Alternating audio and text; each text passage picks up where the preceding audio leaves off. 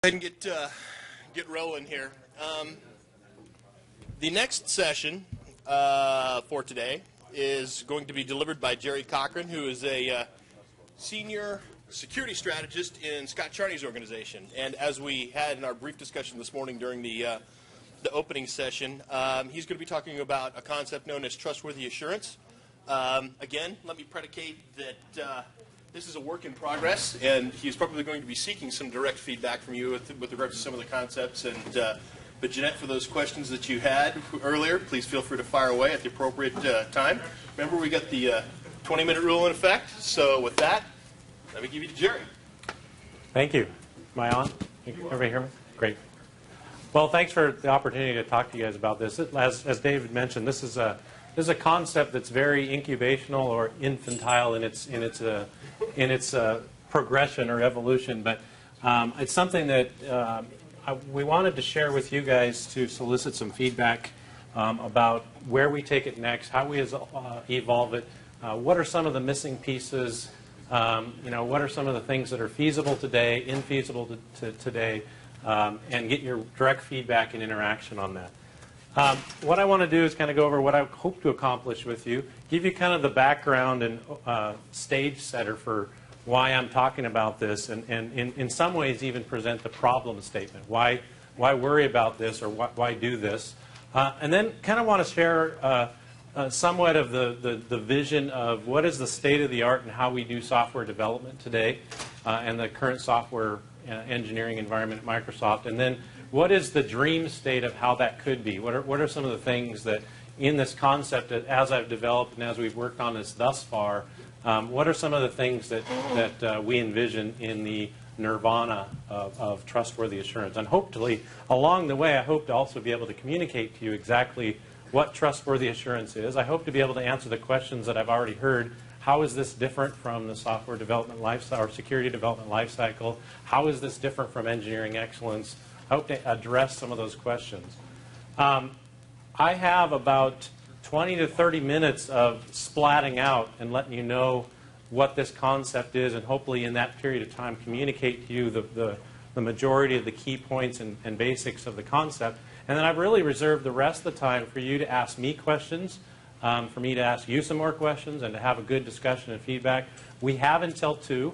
If it gets done earlier than that, that's fine.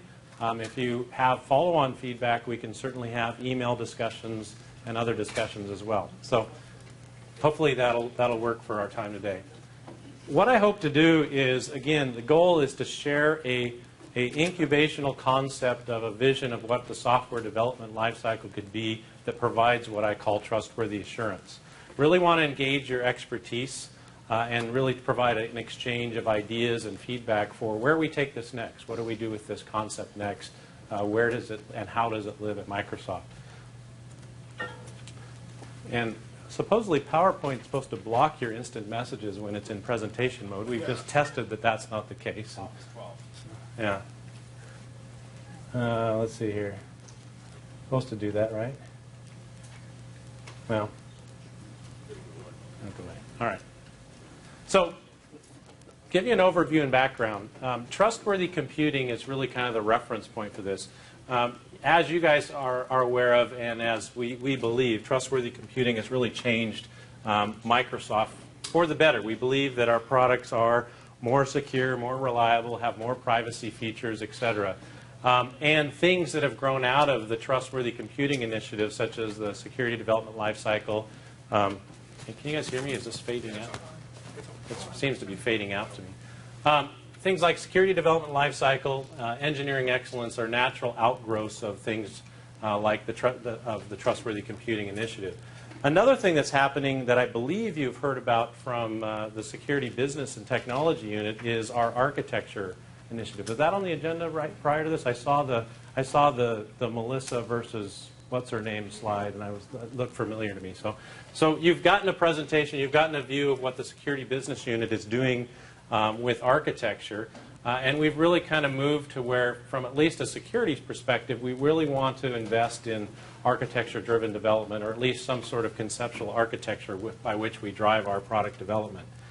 But in what we look at in terms of in my mind, when we look at trustworthy and measuring trustworthiness and what trustworthiness means to Microsoft, I seem to find us wanting for a couple of things. And first of all, we have a tremendous opportunity at Microsoft, despite all the goodness that trustworthy computing has generated in the company, in the way we build products and how we train and how our people work and how our business practices, standards, everything. We still have a tremendous opportunity to capture a lot of institutional knowledge. So there is institutional knowledge that exists all over inside of Microsoft. Architecture I actually consider as one form of institutional knowledge. So the things that Security Business Unit is doing are directly pieces of that institutional knowledge. But it exists in many other places around the company. It exists in documents. It exists in white papers and best practices. It exists within the body of product groups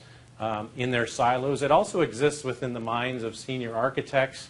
And we just are not leveraging or capitalizing on that institutional knowledge in all forms.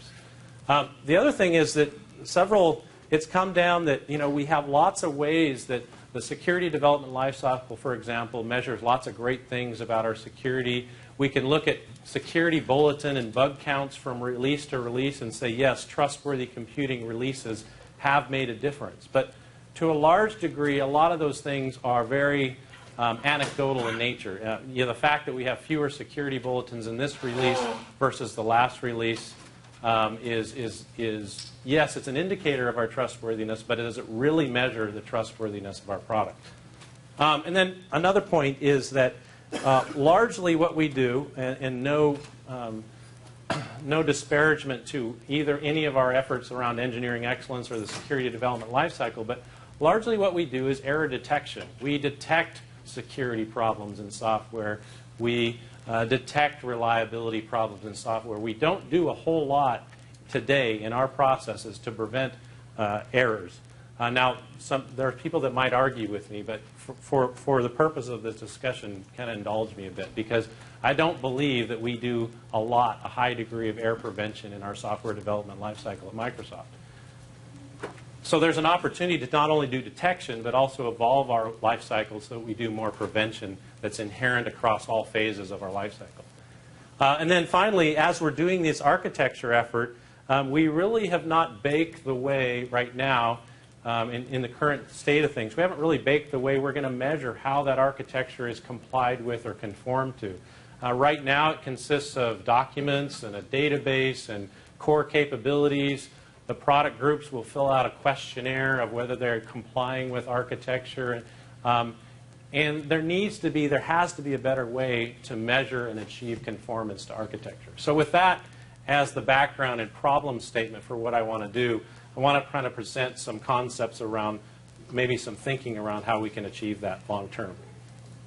I'm not going to spend a lot of time on this because I think you may have already seen this diagram in a previous slide. This is kind of the CSO forum view of what the Security Business Unit is doing in terms of what they're doing with architecture. They're taking all these requirements and market analysis and standards, and everything's going into this conceptual architecture.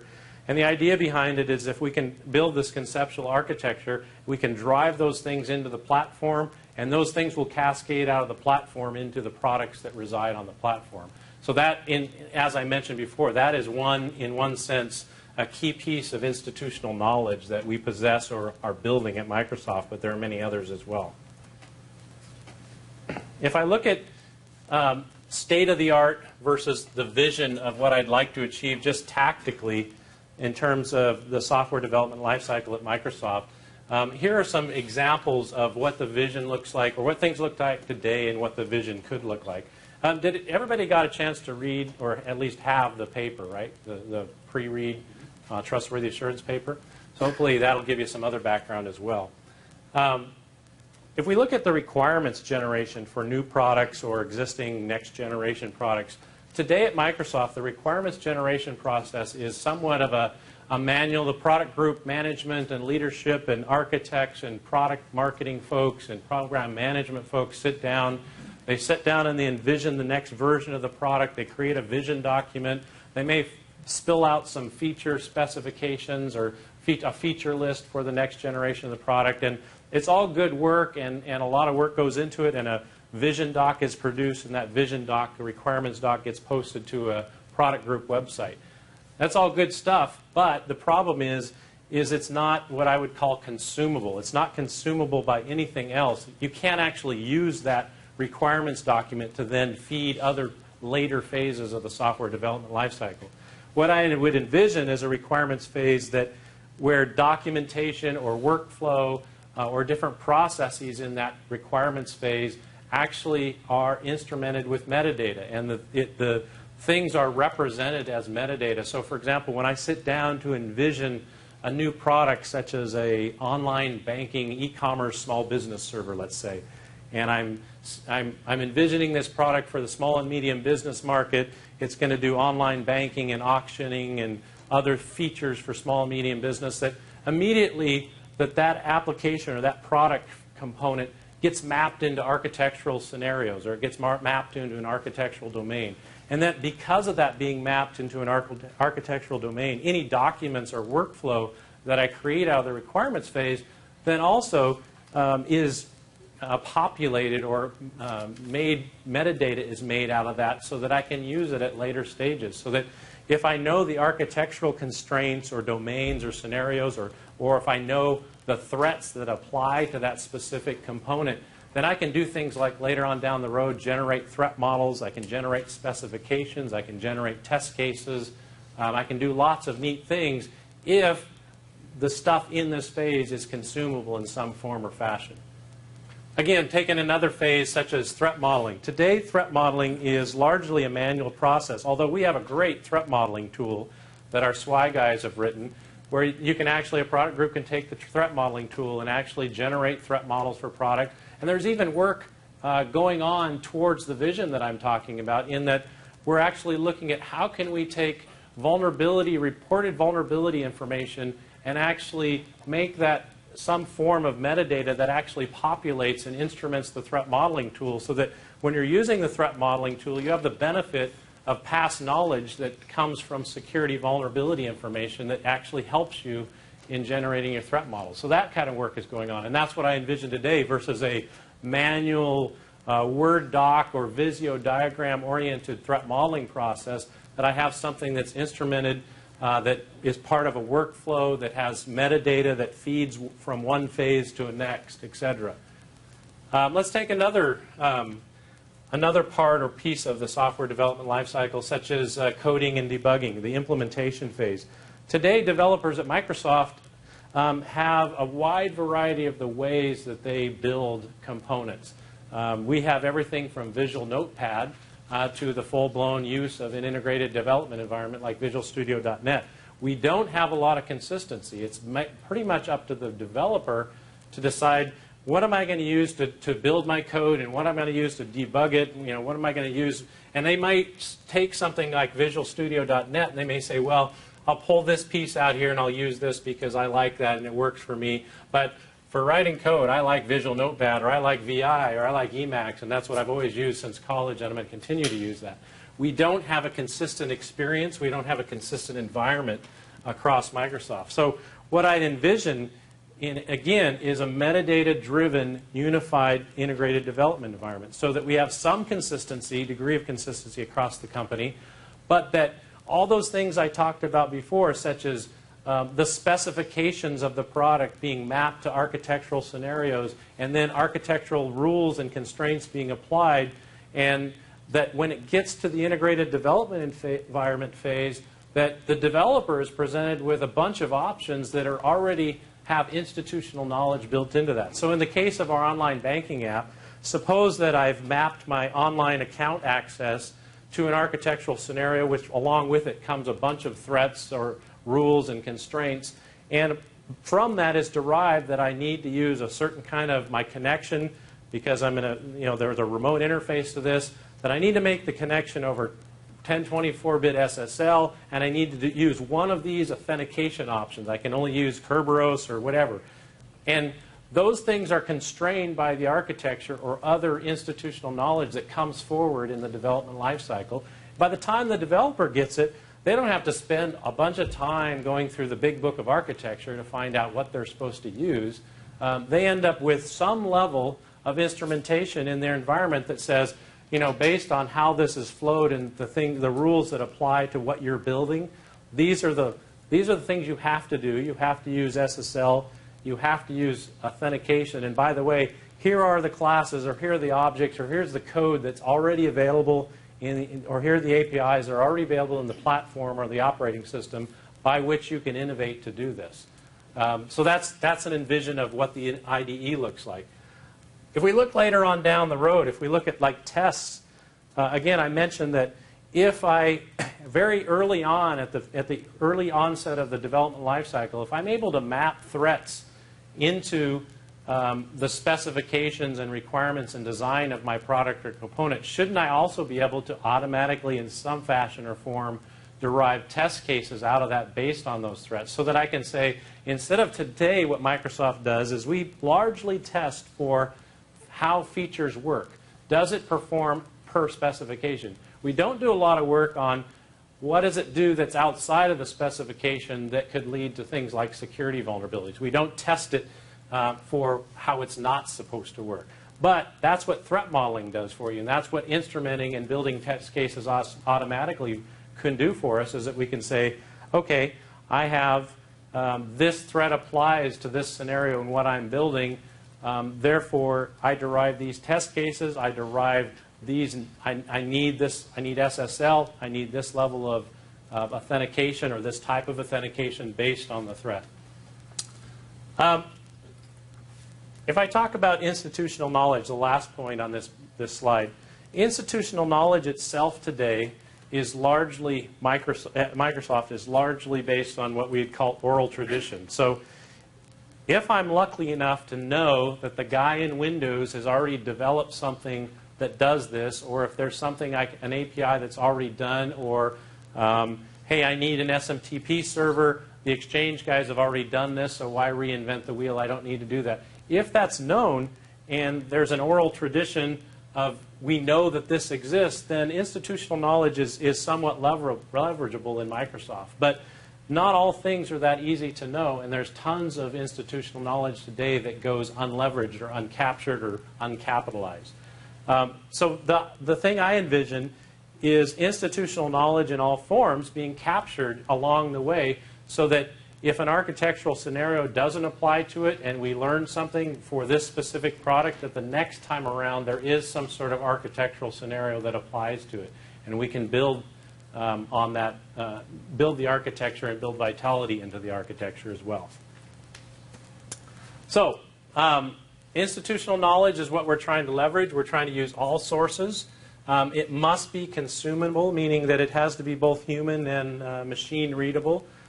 It has to be used throughout the SDLC. I want to be able to have, at all phases of my software development lifecycle, I want to be able to have metadata fed in and pulled out to do reporting, to do metrics, to measure conformance, and to be assured. And it has many benefits if we could actually realize this nirvana state. If I look at kind of the more graphically oriented vision of the world according to the developer, what I envision is the developer needs to be freed from having to do all the things that we do today that are extra work. So today, we want the developer to be free of any taxes of assurance. We want the developer to be freer to innovate, but we want the developer to be constrained within a certain dimension or certain domain. So if you look at the entire trustworthy assurance process, envision what you, if you will, some sort of institutional knowledge repository. Envision that we have some way of not only storing and repositing knowledge from all sources, but we also have a way of describing it. We have some XML-based method of describing institutional knowledge, from whether it's from an architecture, whether it's from best practices from a product group, or whatever source, we have some way of describing it. Also envision that for each entity in the development lifecycle, that we also provide them a workbench of sorts that insulates them from the interworkings, should I say, of trustworthy assurance, so that the developer may not need to know about the institutional knowledge repository. We don't want them to have to look in the big book of architecture. We want his tools and the workflow that he used to already read it and consume it so that he is insulated from it. But underneath is this some form or fashion of a very services-oriented architecture, a fabric of connection for all these different tools and processes and workflow in the development lifecycle. So, for example, the program management workbench allows that part of the development lifecycle to generate specifications and do threat modeling, meet security development lifecycle deliverables, all kinds of other things, but it does so in a way that still allows them what they need to do their job, but it also contributes to the institutional knowledge so that by the time the developer gets it, that institutional knowledge is passed forward, and his tools and processes and workflow also are instrumented with this, and those, again, pass forward. So when it gets to the build environment, that there's even knowledge and description in the build environment that tells the build environment how to build, that we need to use the GS flag, or we need to use this tool, and that the tool we use in build is actually enhanced by the stuff that even that the developer has had to wrap the code in. We have an initiative or a project in Microsoft called Standard Annotation Language, I believe. And it's a process by which we are now in Windows making all developers actually describe what's going on with the code they're building. And we've actually, the way we've actually done it at this point, I believe most product teams, and somebody knows different, correct me if I'm wrong, but we've actually hired separate software developers to do the annotation and then let the developers do the coding. But what I would envision in that is, what if we actually had an environment in a workbench where the developers did their work and the annotation got done along the way? So with that, that's kind of an envision of what, high-level concept in its incubation infancy. And now I'd love to kind of get some feedback and have some discussion around some specific things around, what I've told you. What do your filters say? Is this laughable? Is this BS? What's the feasibility here? What are the technical challenges? I mean, I've looked into some of the work that's been done in academia, and I had a conference call last week with the Carnegie Mellon guys about some of this stuff, and they've talked to me that there's things there's architecture description languages that are XML based, and some of this technology may exist today, some of it may not, some of it may be a pipe dream. That's the type of feedback we're looking for from you here, is to, and the other part of it is, are some pieces doable today, and are some pieces not, but we can envision when they would be? So does that mean if we take this vision as a whole out 10 or 15 years, are there short-term, mid-term, and long-term deliverables and milestones that we could achieve in hitting this vision, in this whole vision or state of nirvana, if you will? And then, are there other issues? Are there business? What are the other business? Obviously, right off the bat, when I've talked to a number of folks at Microsoft about this already, and they laughed me out of their office by just simply the cultural implications of such a thing at Microsoft. But that doesn't mean we shouldn't go after and try to do hard things like this. So we'd be very interested in your input and discussion at this point. And if you have questions, maybe we should start with the questions or clarifications. Well, I think the cultural issues aren't a barrier. I've been basically on retained consultant from Microsoft since 1994, and when I first came in, the culture was cowboy, and anybody who mentioned the P word, process, was laughed out of whatever building you happened to be in. And at the time, I think I made the statement that Microsoft will never be doing anything remotely similar to process, and I was dead wrong. And I think security is the proof that Microsoft can change, because they felt they had the same cavalier attitudes in 94, 95, really up to 98 about security as they had about reliability. And you've obviously made that change in security. So you can make that change in other parts of this issue as well. Now, the other thing they had back in the early 90s that they don't have anymore, I thought was a good idea, and it's one way to make this sort of change happen, and it's also what you did in security. You formed a business unit. Right. back in the old days, they had these directors. There's a director of testing, there's a director of development, there's a director of specification or design, I think they We call still it. have some of those around. Yeah, and they did away with those. I know that the test community is I think you're going to have a hard time in the test community. Yeah, Because they are far looser knit and don't share technology as well as your development community. So your test community is going to be a problem. And forming some sort of process group that has the respect of your large and violent test community, and very talented, by the way, it is going to be a huge challenge for you. Okay. So I think you need to think about centralization of some of this intellectual capital.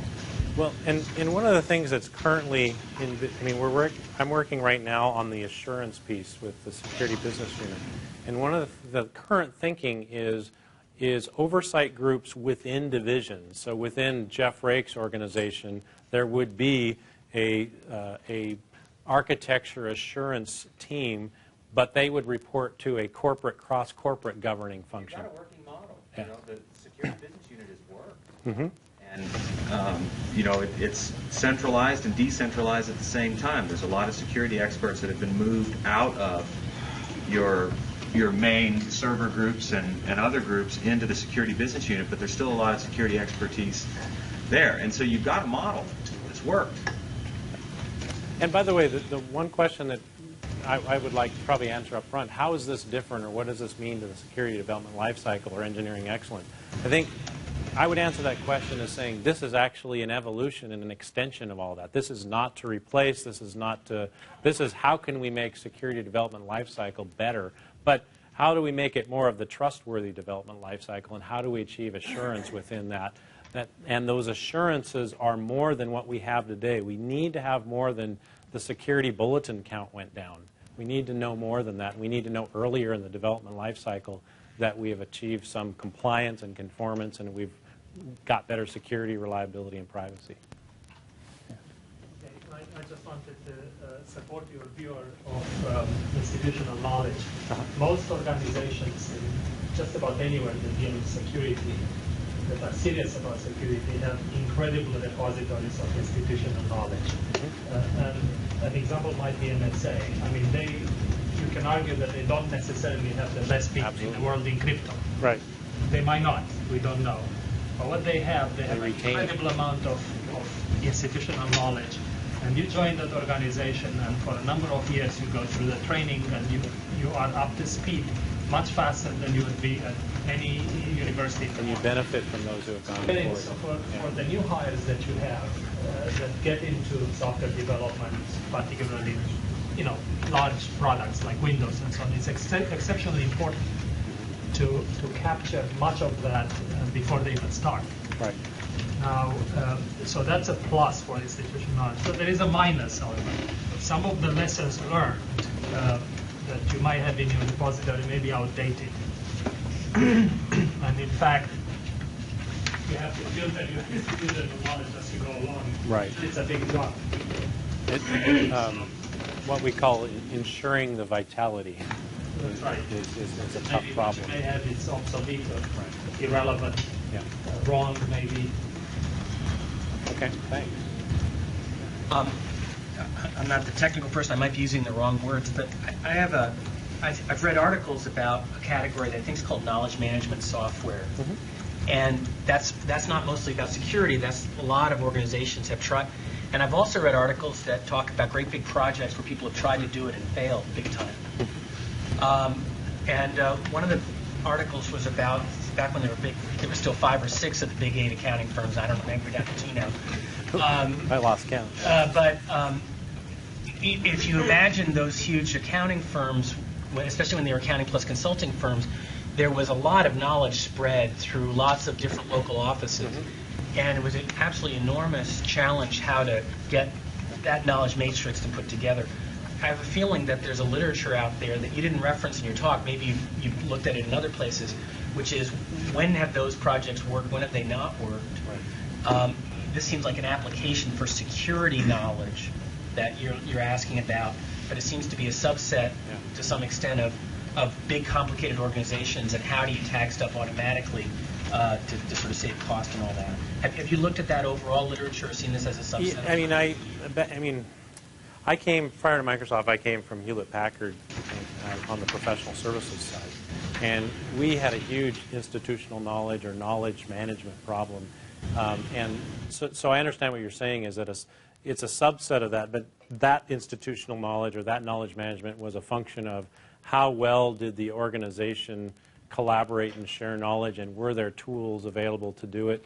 And I think what you're talking about is I'm talking about how do we even automate that so that the developer doesn't have to look in the big book of architecture or that you don't have to go and populate some database with, today the worst example I can think of is the way we comply and conform to architecture is that we fill out a questionnaire and say I did. To me that's a horrible statement of bad process and why architecture-driven development would fail. Yeah, I guess I understand what you're saying. It's a subset of a bigger problem of organizational knowledge management. I have a more technical question, which is how are you imagining representing? You're saying XML is going to be the way in which you describe these architectures, but that to me is sort of syntactic. XML-based is an example. How are you actually representing this institutional knowledge in such a way that a variety, diverse spectrum of tools, from requirements down to testing, is supposed to feed off of the same database? It just seems... It's a tough problem. That's probably, if I look at this project, that is probably the state-of-the-art research. Well, no, it's the toughest problem to solve for this, but there are pieces that you can go after. For example, if there are today in C++ the ability to tag your code, XML wrap your code with intelligence in your code, so that when that intelligence is presented to something like a tool, like something like our prefix or prefax, it says, hey, I'm an auth module. Oh, you're an auth module? I need to do this. That's the type of stuff I'm talking about that today I can think of how to do. In terms of the big nirvana vision, I think you're right. It's absolutely, to me, the most technically difficult problem of this concept is how do you represent all forms of institutional knowledge in some sort of machine-readable format that's consumable by everything. But what I can think of is, well, let's start with the things along the way that we can represent, like the example I just gave you, or MSR, Microsoft Research, is working on a thing called, was it Spec Tool and Friends was the Think Week paper, I think. Spec Tool and Friends, and the idea is that you can actually represent, in your specifications, you can represent system models, and then you can actually, before you actually do a line of code, you can actually validate the specifications against a system state model to see if anything is violated. That type of thing. That's also institutional, or that's knowledge that I think we should be able to leverage. So I'm with you. That's the toughest thing I've dealt with in the concept so far, is how to solve that problem. I'll raise my hand at the same time and share a lot of your reservations about the technical side of this. And it seems to me that possibly the way to make progress is first to realize that, at least in my opinion, this is not going to give you trustworthy assurance. It's going to maybe support the process and maybe help people do the right thing. This is going but it's not going to give you any kind of real trustworthiness in the end. And if the goal is to help programmers do the right thing rather than go look at the thick book, picking some place where they're feeling the most pain right now and trying to help them there with some mundane tools without necessarily satisfying the grand vision might be a step forward. So not figuring out the schema for the metadata that will explain the whole world, right? Yeah. And I look at that as, those to me are the things that are the near-term deliverables that we can go off and do that support the future vision. So as things evolve and the technology evolves and maybe we solve the problem we just talked about, that is a reservation. Like I said, that's the biggest reservation of but I do, like I said before, I do believe that there are inflection points or low-hanging fruit, if you will, of things that we could do today that support this vision. Okay, so just to the... Yeah. confrontational. So name three. Well, I just named that. We can describe code. We can represent specs in certain ways. We can represent architecture in certain ways. So we can. But hang on. Blasting out in XML does not make them consumable by tools. It doesn't. And Right. it was just an example. Yeah. So, for example, if you take SAL as a big example, there's a lot of work that has to go into just standardizing what the meaning of those annotations mean, and then it's actually a lot. As soon as you try and convince developers that it's worth it for them to go through the mechanization step of writing down those things precisely, they're going to balk unless they see tools that realize benefits from those. So, for example, you already have prefast in place that could leverage SAL. And so that's why that might actually be successful. But if you try to force on them, oh, you need to fill out this XML form every time you put in a C++ class, you better have the ontology figured out and the tools in place to have them realize an immediate benefit, or you're going to get...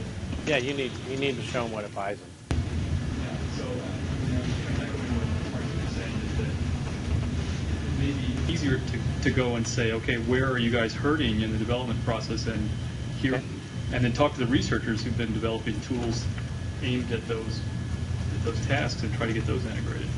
Well, there are parts of this vision that are already being worked on today. I talked about the threat modeling tool already being instrumented with some form of metadata based on the vulnerability information, so we're working on parts of that. There's there is a set of test tools called out of MSR also called the Magellan Test Tool Suite. I don't know if you guys have had a presentation on that. The Magellan Test Suite allows you to, based on check-ins and activity in the build tree, to determine where to focus your tests on. That again that's part of this vision. That's part of this part of the institutional knowledge vision that I have, is that there are some of those pieces today. So how do we? But the problem with what I see today is that there are some efforts internally to go off and do these things.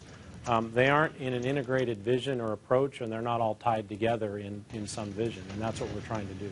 So you're saying that parts of the vision are being worked on, and it doesn't sound that way. But not as the vision. Right. So it's not part. There are things being worked on, and your vision is all about glue. And it seems that the value of the glue is directly related to being able to have a whole that's better than the sum of the parts.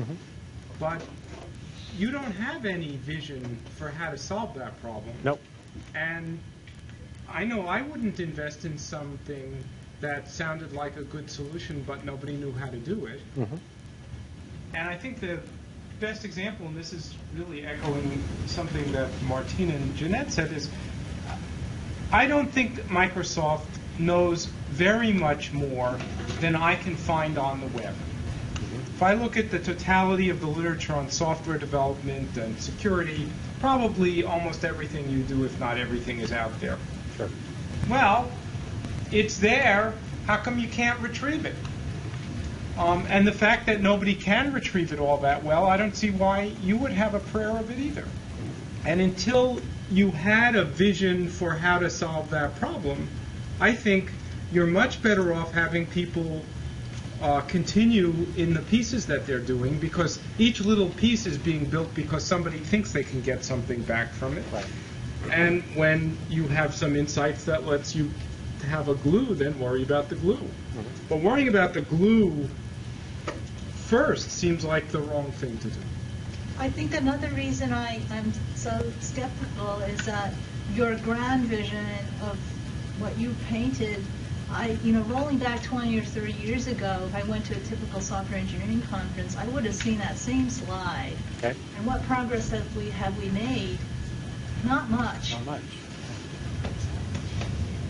But does that mean, I guess I go back to the thing I said early on, Does that mean we shouldn't try hard problems, or? You shouldn't try hard problems unless you have some insight into how to solve them. Exactly. We shouldn't work on problems that we don't know, that we don't believe we can solve, and have some inkling that there's a solution in. You know, because there are some really cool hard problems that you should work on if you're only working on hard problems. World peace, world poverty, right? They're in the same status as yours because nobody has a prayer of knowing how to solve them. That's right.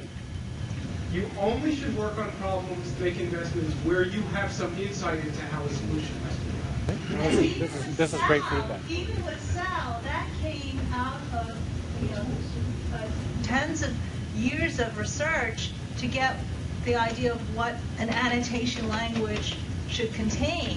And only until the tools came into place did you have a prayer of actually putting that into practice. And that took a cultural change because only tools only became something that SDEs would use only 5 or 6 years ago to Microsoft. Because they were mandated to them. Right. So it's great to want to solve world hunger and so on, but Yeah. But yet Microsoft's made a lot of progress in solving its security issues from a top-down point of view. And you could argue that a few years ago there were a bunch of isolated groups within Microsoft that had cool tools and were making good progress. And the security business unit has taken those people and made them a singular fighting force. Right. And I think that a smaller version of your vision would be something like that. So here's where I think, the next cultural change would what I was hearing is that now it's okay within Microsoft to use the word design and architecture. I mean, I didn't hear that 2 years ago. Sure. And so that alone could be, the step towards this next cultural change. But then what you need to do is give the person whose position is system architect or system designer some concrete notation to capture this information so that it can be both human readable and machine consumable, but also that captures the, it's semantic, it's not just syntactic. And I think threat modeling is a good example. That is something that 2 years ago no one at Microsoft did. And now it's very difficult to find a group who doesn't do it. And if they don't do it, they won't admit it, right? Well, you shouldn't be able to ship a product if you don't do it. Well, sometimes they pay other people to do it. Pay a vendor. Sure. Some of those threat models are pretty good. I mean, I have a stake in a company that works with Microsoft building and reviewing threat models, and we don't see too many of them anymore that are lousy. Couldn't say that last month's winter. Well, it's a maturity Getting thing. better. It's a maturity thing for But, us. to me, you've made this massive cultural change. Yeah, yeah. And whether you've solved world peace, you've solved, Redmond peace. But these things are in conflict, right? Microsoft is capable of changing, and the goals that the vision paper put forward, we don't know how to achieve those now, right? Those fit together, so something more. Well, we do know more that one thing that changes culture at Microsoft is top-down mandates. Like the I think if SDU. Microsoft would embrace architecture as a positive, Yeah. that software architecture Yeah, is. but what is architecture? I read this paper and I don't. And what we're doing may not constitute what I've read to be architecture. Yeah, from your paper, I couldn't discern what you meant by architecture. And I think what would be real useful for you is to give a real example of architecture. The closest you got was saying that you need some kind of credentials, and therefore you have 5 choices of Kerberos or whatever. Well, and that's what the security business unit is working on, is defining that architecture and essentially to be the capabilities, rules, and constraints. I mean, the way architecture is today, we have some scenarios and assurances that our products must achieve. We have some threats to those assurances. We have some core operating system capabilities, and we have rules and constraints derived from that. And that's today what we are calling architecture at Microsoft. I think you're right. It's not perfectly what everybody calls architecture, but I think it's a step forward for us. So, Would architecture work better, Dave? architecture, yeah. No, that's just as nebulous. I have a recommendation. Yeah, absolutely. My recommendation is to hire the testing equivalent of Michael Howard, the development equivalent of Michael Howard, and the architecture design equivalent of Michael Howard, and give them the same sort of mandated influence that he has over security. Because I'm probably giving Michael far too much credit because he's got a great team around him. But he was a singular guru before, and frankly, I don't think a lot of people listen to him. And now all of a sudden, everyone is, and the things that he has been talking about for years are now being implemented company-wide. And so I'm giving Michael too much credit. I'm sure. Yeah, in that a lot of it, but I had to give a name to it, yeah. and Michael's the name I chose. Right. So whether you tie this into the security business unit or you make a trustworthy computing business unit, I think if you've got a model that is proven to work, it's proven to change the culture at Microsoft. Well, I'll tell you what, assurance is part of the security business unit effort. So at the same time, they've delivered what their plans and commitments around architecture to Bill, and they've said this is what we're going to do. But the piece that they have to deliver is what we call the assurance piece. You know what? I hate to interrupt you, but now I don't actually get it. What do you mean by assurance? I thought trust. How do I know that people are using my architecture? That's not what assurance means to the rest of us. Okay. It's assurance about process, not about the artifact. Not about artifacts. Yeah. Right. That's not what assurance means. So And it's not even assurance because you don't know that they're using it. Okay, well, maybe we should answer the question for him, but maybe you can answer for us. so maybe I should describe it like this: is that today the efforts in the security business unit, assurance is how do I know that the architecture is being complied with? To me, in the vision, assurance is more about process. It's more about the bigger vision. But today, what we hope to do is flavor the work and influence the work that's going on in the security business unit to be more than just did the product group fill out the questionnaire right and comply with the architecture. I don't think there's any evidence that we've seen or that I've seen through other sources that the SBU is making any progress whatsoever on making Microsoft better developers, better testers. I think they're making them better developers with respect to security. And I think they're making their testers understand what a buffer overflow and an integer overflow is, but they're not making them better feature, functional, quality performance testers. They're not making them write fewer bugs. And so I think, to me, I see this as an expanded vision of the security business unit to include making people better at engineering, period. It's about better engineering quality. I mean, I threw out the example of, back in the 80s, Boeing applied TQM to airplane manufacturing. It worked. It worked. And maybe they went too far and it stifled their innovation, but it worked. Or this is ISO 9000 for manufacturing or whatever. But that's the type of stuff I'm talking about. But how do you apply it to the software engineering discipline? It's a different discipline. I think before you can, if you're talking about assurance with respect to complying to architecture, then I hark back to my first question, which is if the architecture doesn't actually exist, it's in people's heads, then how can you hope to have a process in place that has assurance? So, I don't know. Maybe I can help a little specifically on the SB2 architecture effort that Dan is leading. The notion there is to get the architecture defined and documented, and then to basically piggyback on the existing SDL processes and checks and mandate through that. Okay. And then when you say the architecture defined and so on, what do you mean by architecture? I mean specifically with regard to security. Okay. No, but give an example. Oh, okay. What is it? like that diagram with the boxes and names? The diagram with the boxes, is basically the buckets that the architecture will cover. Okay, an example of a specific is, and I may get myself in trouble here, but the strategic authentication protocol is Kerberos.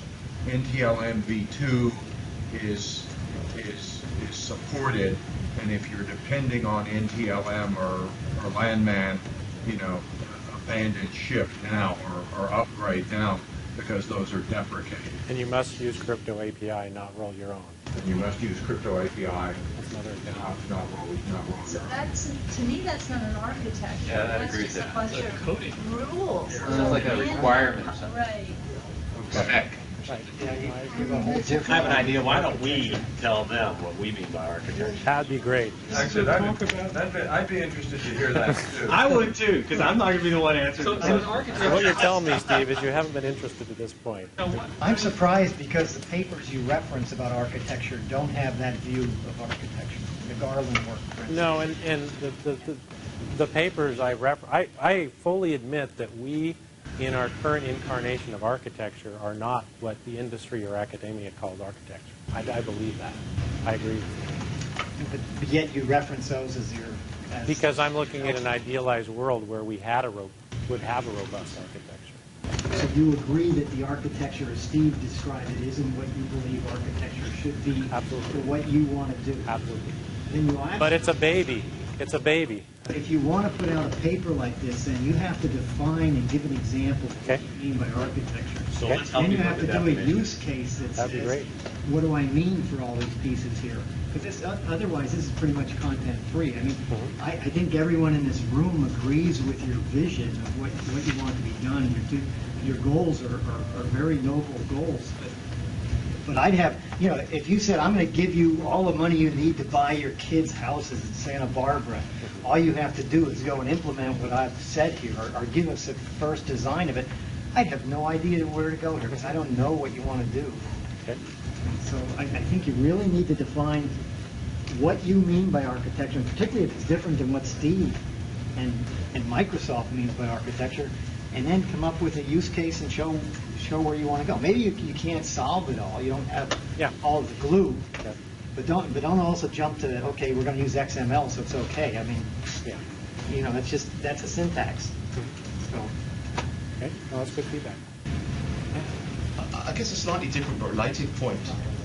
There are a lot of visions you have as part of your big picture, some of which I guess are much more realizable than others. Mm-hmm. And there's one thing that you said that really worried me. I mean, maybe it's just a personal allergy, but I think on your fourth transparency, you talked about measuring trustworthiness. And said, oh, okay, we do think in a very ad hoc way at the moment. We just measure the number of bugs and so on. And actually, I think that's probably about as good as you're going to get. But maybe that's I don't believe in all this metrics stuff. Okay. I mean, there's this kind of holy grail of security metrics. And So you think that late phase detection mechanisms are the best we can hope Well, I for? don't know. I mean, if you have a better idea, great. But so in a way, it kind of relates to what was said. If you've got a good idea, then terrific. But don't just put down what you'd love to have, because it may not be realised. Right. No, and I think that was the whole premise for this, is that there are parts of this that we today don't think are realizable. I suspect you could fund metrics work in security for 20 years and not get anything useful out. Because people have been asking me for security metrics for years and years and years, and I just told them to go away. At least you're honest. I think the notion is that if you get some major research contracts, if you weren't so honest. The National Science Foundation has something. James, I'll take care of it. But I mean, what he didn't say is that he gets the contract first, and then he tells. But you can measure things, for sure you can measure things, that's great, and you should measure things. But I think there's a lot of people going around talking about metrics as if they... Well, I guess what I envision is metrics that are earlier on in the development life cycle that says that I've achieved things like architectural compliance. Like I have in measurement, in stuff that I've taken out at this phase of the development life cycle at reporting metrics, I can say that because I pulled those things out, that I have achieved some level of architectural compliance, for example. See if I can help you a little bit. I don't think Jerry is advocating a specific set of metrics or saying that he knows what they are. I think what he's, if I can speak for him, I think what he's saying is that through a process where this institutional knowledge is being collected and flowed forward and stored, that you'll have a body of data that can be mined to find useful metrics. I want to build the OLAP is that there isn't data to drive the metrics, and that if we had information about, for instance, that would say, let us compare, say, the number of vulnerabilities found in a product versus how quickly they converged on a design. That, for instance, that kind of a metric might be useful, but today it's unusable because we don't even have the data to make the calculation. I wouldn't call that a metric in a way. I'd call that measurement. You're kind of measuring the various aspects of the process and getting data out. Well, that's great. I'm all in favour of that. What I kind of get worried about is that this is 0.95, whereas last year we had 0.94. And kind of everybody would love that because you can demonstrate progress. Right. But I've never seen anything remotely close to that I believe in. Right. Maybe I'm just being over cynical. Okay. No, this is what we came for. So, but in terms of capturing, apparently, you said in your document you didn't just want English to capture knowledge. Right? I didn't want what? You just don't want English descriptions of ideas. I don't want a Word document. I don't want a Word document that's not consumable by anybody else. So here's another cultural problem does that exist?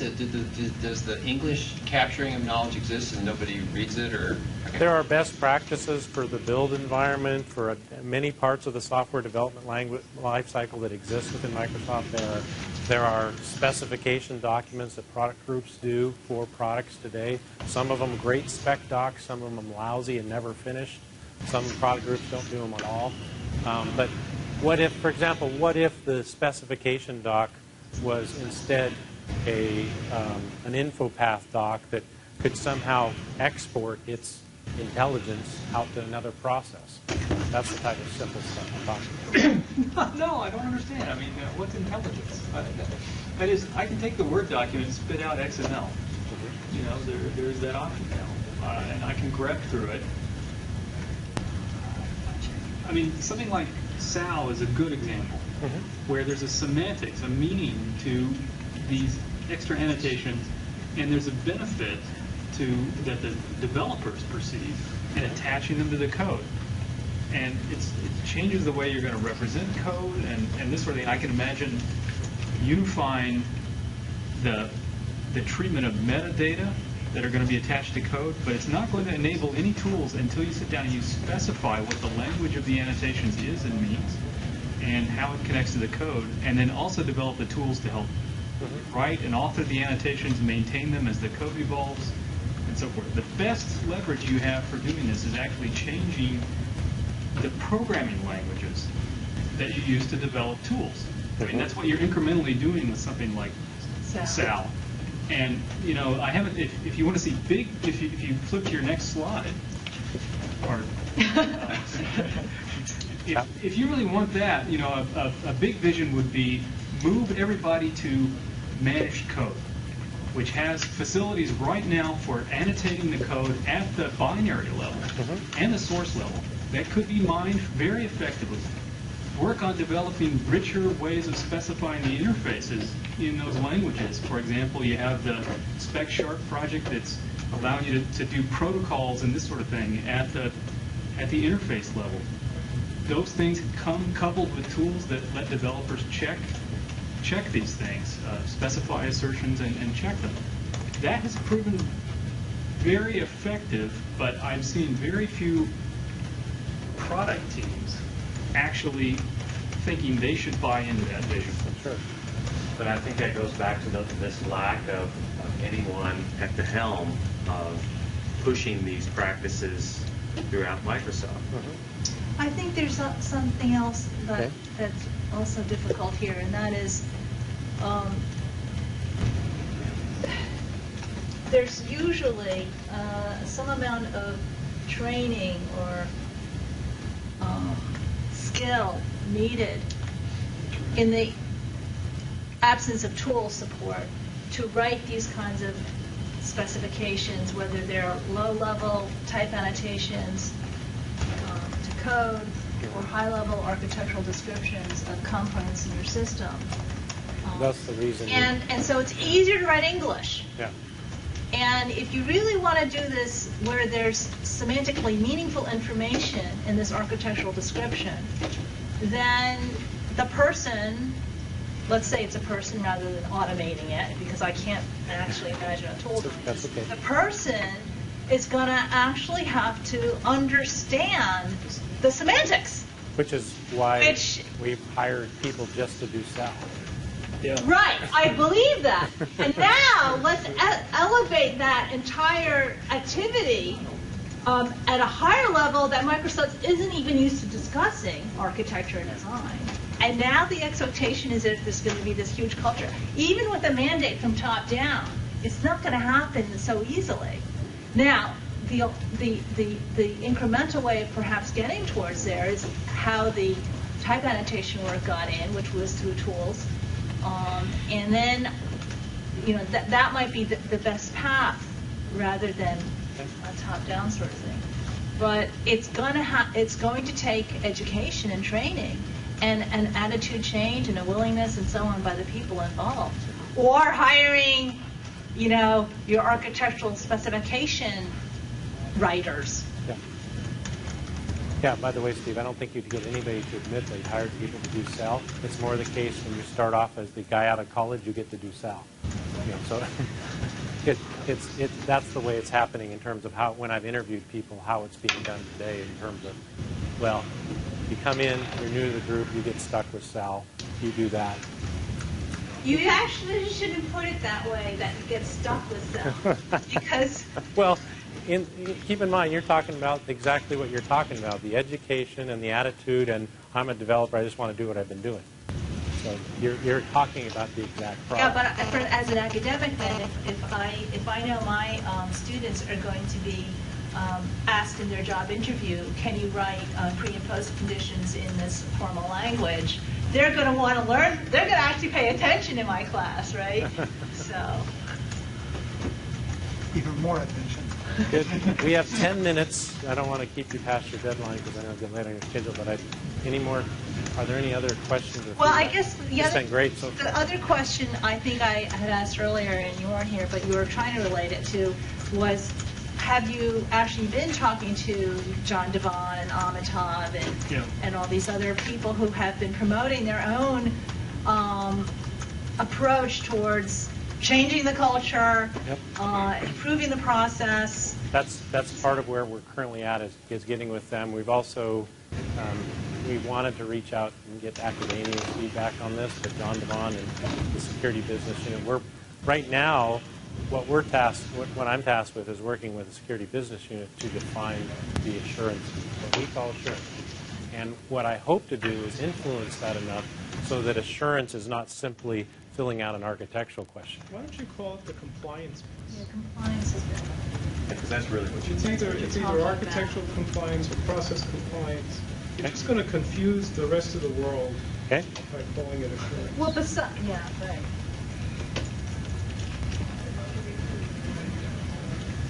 Well, elaborate on that. Tell me why you think that assurance is such a confusing word, or that it means something so much different. The word assurance in security, people are concerned with what the thing does relative to some security properties. Right. And that's not good enough. You also want to convince somebody that it's really going to do the things you claim it's going to do. And that second thing is called the assurance argument. Meet the claim. No, it's being convinced that you meet the claim. Right? It's not here's a black box that convinces me. It's I have to be convinced to myself. Okay. That's what assurance is.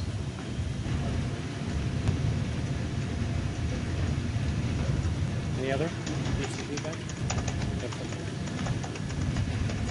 You're thinking. I can tell you're thinking. I just did a one data point sample on SAL annotation, and my impression is that the developers are doing it themselves. Developers. And I'm sure that's true. See, I would like to hear in 6 months or a year where people are writing those little protocol specifications to show how the components are actually interacting in the correct way, and that there's a tool that can check compliance against those. I mean, that would be like the next obvious step. And, well, the next issue you run into with SAL is maintaining it, right? You've hired the newbies the developers to write it. If the tools aren't checking conformance, then they quickly, any spec or any of these documents quickly gets out of date with respect to the code. So that's one of the reasons why really tightly coupled to the language tools tend to work really well, because the developer doesn't perceive the difference between the code and the type signature. And they're both, I mean, it is a spec. I mean, we back to the Orange Book and the common criterion A1 and Virgil and Dick. I mean, we tried formal verification, back in the 80s, basically as a separate out-of-line activity, which was not understood by the developers. The developers were pretty good. We documented our designs, and had a clear informal understanding of the security properties of the system. But the formal verification was essentially a compliance exercise. Sorry, Dick. That was pretty decoupled from the actual security of the product. Today, with SAL, even though it probably may not be doing all the verification stuff that we theoretically could have done 20 years ago, because it's really part of the code and people are doing it, it's influencing, it's having an effect. I agree, actually. As a matter of fact, I was going to say that it was so decoupled that what we noticed was that we had bugs which showed in code that did not have any real correspondence to the formal specs, which were verified. And I'm talking about post-covert channels and penetration exercises. And in fact, that decoupling motivated much of the work in penetration analysis of source code, like C source code in the late 80s. Because basically formal specs were totally decoupled from reality, and source code was closer to reality. Well, the paper and pencil specs work very well at the architectural level, where you don't have something, and you're doing design and this sort of thing. But Steve is talking about formal specifications, such as in INAJO and HDM and FDM and all that. And the tighter the coupling between the verification and the code that executes, the more you're ruling out the class of bugs that leak in that you were just talking about. But those aren't addressing architectural issues typically either. SAL's pretty low level stuff, right? Exactly. And there is perhaps opportunity for taking architectural modeling languages and having closer connections to the code and the feedback. But I've yet to see demonstrable benefits in terms of mechanical tools. Being able to this vision where the developer is really able to crawl through that and realize some benefit in some largely automatic way. Well, we had a review meeting. Steve was at the meeting with Bill in March, and Bill said they presented the architecture as you've had it presented by Dan and stuff. And Bill's comment was, I don't want 20,000 developers crawling through and looking in the big book of architecture. And we're responding in somewhat to that, in that we can't burden the developers with architecture, or what we see as architecture at this point. So that's, if we could have just achieved that part of it in terms of what we're building and how we can free the developers from that burden, or that tax, if you will, we would achieve something better than what we have today. They don't have that. They have that now. What's that? They already have a book to read, or you don't want to give them a book to Well, read? we have a capabilities catalog, and we have a Windows core capabilities catalog that gives them guidance and rules for using things like you must use crypto API, you can't roll your own, you must use Kerberos as your primary. If you have NTLM v2, as Steve said, it's got to be deprecated. Those things are written today, and it's done through education or word of mouth or oral tradition that says, hey, by the way, you have to use crypto API. So we're trying to solve some of that problem, that the platform or the tools or in some fashion, the workflow that goes on in the software development lifecycle should help developers not have to worry about that stuff. So that's kind of part of the vision that we're talking about here. You say, I didn't hear right. Did you say the book does exist or does not exist? Today we have what's called a architectural capabilities catalog that's going to be in the form of a database, and it's basically all of the external and internal capabilities of the platform of the Windows OS that can be leveraged by developers. And today, that's part of what's called the architecture today. So this is like a bunch of interfaces. Yeah. I mean, Steve, do you have anything to add to that? I mean, you know this work better than I do. It sounds like rules, not interfaces. Actually, I've been farther from the architecture effort over the last couple of months. Okay. Than previously. I think you should call it a rule book. The playbook. It's not about capabilities. That doesn't Well, I sound don't like know. rules. I mean, Yeah, so that- Well, it's the capabilities and the rules for using them is what the book is. Guy you ought to get talking about. Now you ought to get to talk about the architecture effort is Butler, assuming he comes back. Yeah, Butler's been Yeah, very because much he's involved. easy to talk to.